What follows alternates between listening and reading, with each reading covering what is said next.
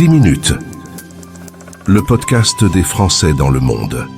Françaisdanslemonde.fr. Do, ré, mi, fa, sol, la, si, do. J'ai fait mon maximum, surtout que j'ai une voix un peu abîmée. On va parler musique, on va parler cours de musique et on va parler aux Français qui vivent à travers le monde. Car aujourd'hui, vous pouvez avoir un professeur dans 35 instruments différents, où que vous soyez dans le monde. Avouez que c'est révolutionnaire. Pour en parler, mon invité, c'est la directrice générale, s'il vous plaît, de Unisic. Voici Lucille Collat. Bonjour Lucille. Bonjour. En presque 2000 interviews, tu es ma première Lucille. J'adore ce prénom, c'est très joli. Félicitations à ton papa. D'ailleurs, ton papa, on va en parler. C'est lui qui a commencé l'histoire, c'est lui qui a commencé l'aventure de ICM en 1988. Et oui, c'est bien lui, et c'est lui qui est musicien d'ailleurs à la base. Donc il était professeur de musique en conservatoire, il donnait, comme à l'époque beaucoup de professeurs, des cours particuliers chez des élèves. Donc le cours à domicile existait déjà, souvent de façon pas déclarée d'ailleurs à l'époque, et il a eu pour idée de structurer ce marché-là des cours particuliers de musique en donnant la possibilité aux professeurs du coup d'avoir un statut et d'être déclaré, et en donnant aussi la possibilité côté élève d'avoir la garantie de se trouver dans une vraie école de musique où on leur propose des professeurs qui sont vraiment de bons professeurs, de bons musiciens et de bons pédagogues. Donc tout est parti de là effectivement de structurer les cours à domicile en France. Et puis ça a cartonné. Il y a eu Internet ensuite, et donc on a commencé à se pencher sur le sujet de dématérialiser ces cours, d'éviter les déplacements, et à l'option d'un travail que vous avez fait pour bosser sur l'option musique au bac, vous vous êtes intéressé au sujet de la visio, et il s'avère que travailler la musique avec un professeur et un élève à distance, eh ben ça marche très bien. Eh ben, ça marche super bien. Effectivement, tout est parti de l'option musique au bac, où on a eu des résultats super positifs d'élèves qui justement étaient dans des lycées français à l'étranger et avaient besoin de cet enseignement qu'ils ne trouvaient pas sur place. Et donc, on s'est dit, effectivement, il y a peut-être quelque chose à faire aussi au niveau vraiment du cours d'instruments. Donc, on a fait des tests avec des professeurs de l'école et des élèves de l'école qui partaient à l'étranger pour des raisons pro ou perso. Et on a eu des résultats hyper satisfaisants de la part des élèves et aussi des professeurs qui nous ont fait un feedback en nous expliquant qu'ils avaient même des cours, des élèves en cours en visio qui progressaient plus vite que leurs élèves en cours traditionnels.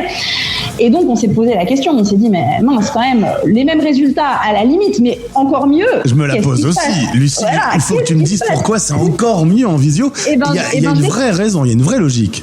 Eh ben, je vais te le dire, il y a une vraie logique. En fait, quand tu prends un cours traditionnel, tu fais ton cours d'instrument, le prof te note les petits exercices qu'il y a à faire, tu retiens une partie parce que c'est pas toujours facile d'être concentré pendant une heure complète. Ensuite, tu reviens sur ton cours 2-3 jours après, il y a encore une perte. Donc finalement, tu restes avec des questionnements, des choses que t'as pas compris, que t'as pas répété.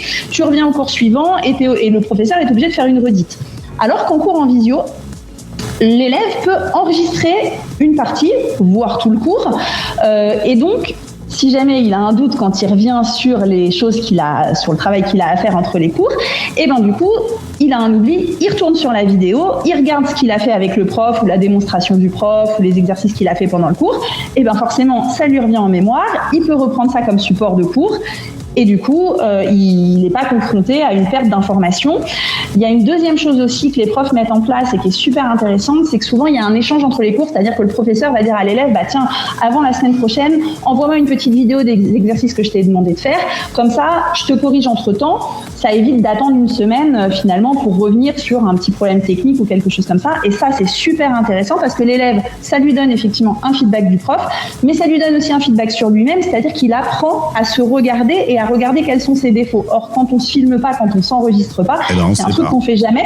On ne s'écoute pas, on n'apprend pas à se regarder, et donc, on comprend pas ce qui va pas. C'est-à-dire qu'on a le professeur qui nous dit ça va pas, mais c'est pas pour autant qu'on a intégré cette notion de ce qui n'allait pas vraiment. Alors que quand on s'enregistre, On travaille beaucoup plus parce qu'on a envie d'envoyer un truc sympa et en plus on apprend à regarder ses propres défauts. Et moi très souvent j'enregistre toutes les émissions évidemment parce qu'elles sont mises en replay. Très souvent j'écoute pour corriger des défauts de langage, des prononciations, des choses comme ça. Et le meilleur moyen avec le son c'est d'écouter ce qu'on a fait vu que quand on le joue on l'entend pas pareil. Donc quand on enregistre et qu'on réécoute, je veux bien comprendre que ce côté enregistrement et visio fait progresser plus vite. C'est donc une très belle idée que vous avez inventée.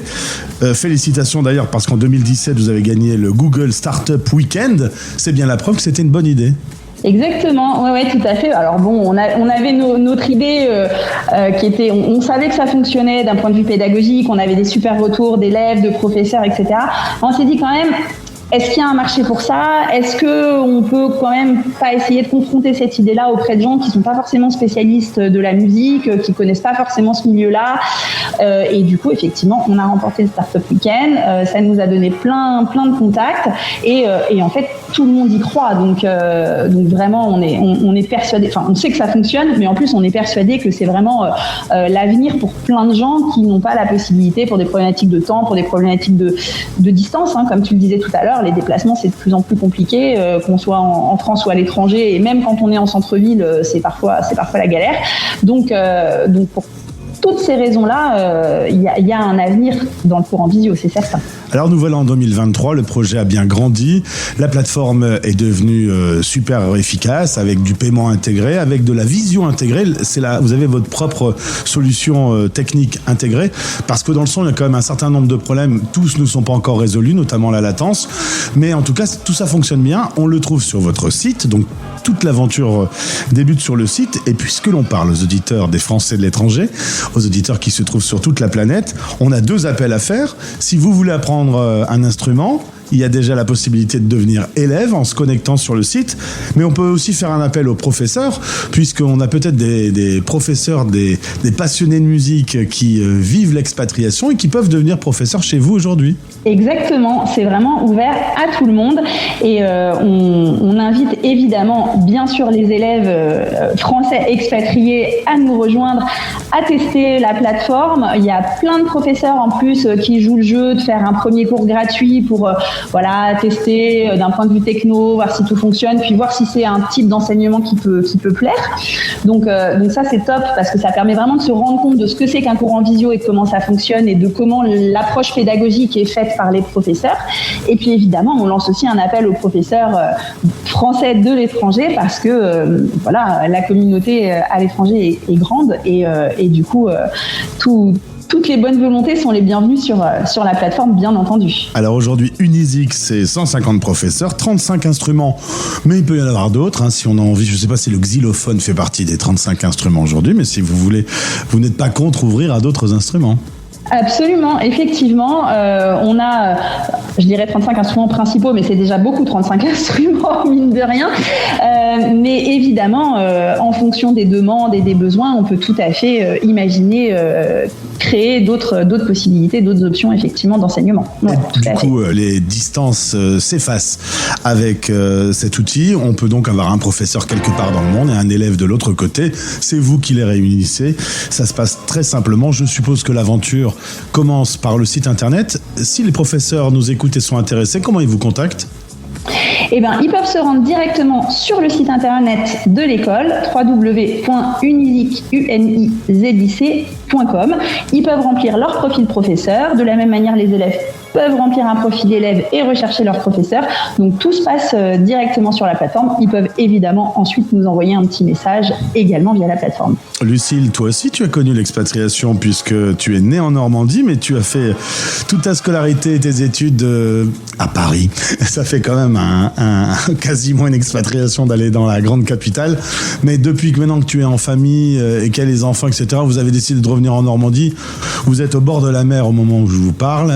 Dis-moi un petit peu comment est ton quotidien. Tu es où en Normandie ? Alors en fait, moi je suis dans le Cotentin, pas loin de Coutances. En gros, ça se situe entre le Mont-Saint-Michel et Cherbourg, pile au milieu, face à la mer. Donc les conditions de vie plutôt sympas par rapport à la région parisienne, hein, évidemment, on va pas s'en plaindre. Et puis évidemment, aussi pour ceux qui ont connu le Covid, je pense que le Covid en Normandie et les confinements, c'était plus sympa qu'à Paris, clairement. Parce que bon, en plus il faisait beau, donc on avait les barbecues tous les midis, donc c'était plutôt chouette. Mais non, au-delà de ça, c'est vrai que quand on a des enfants, quand on a une famille, la région parisienne, ça devient vite une galère, y compris d'ailleurs pour les activités des enfants. Et du coup, le retour en Normandie se passe plutôt bien et c'est chouette. Et nous-mêmes, on pratique la visio pour des tas de trucs en Normandie, parce que par contre, en Normandie, il n'y a pas forcément tous les mêmes services qu'on avait à Paris. Ouais. Et du coup, on est assez fan de visio aussi pour pas mal de trucs. Et ben voilà, en tout cas, avec presque 2000 interviews, c'est la première fois qu'on a quelqu'un qui propose une solution d'école de musique en ligne, cours de musique avec les meilleurs professeurs, Unizik, allez-y. Et puis, au plaisir de se retrouver, Lucille, sur notre antenne. J'espère que tout ça va se développer le mieux possible. C'est évidemment sur une radio normale qu'on parle de musique. C'est quand même magique, la musique, quand on joue d'un instrument, quand voilà, ça partage de belles émotions et on ne peut qu'inciter les gens à apprendre un instrument. Mille merci, à bientôt. Eh ben merci à toi et à bientôt. Français dans le monde.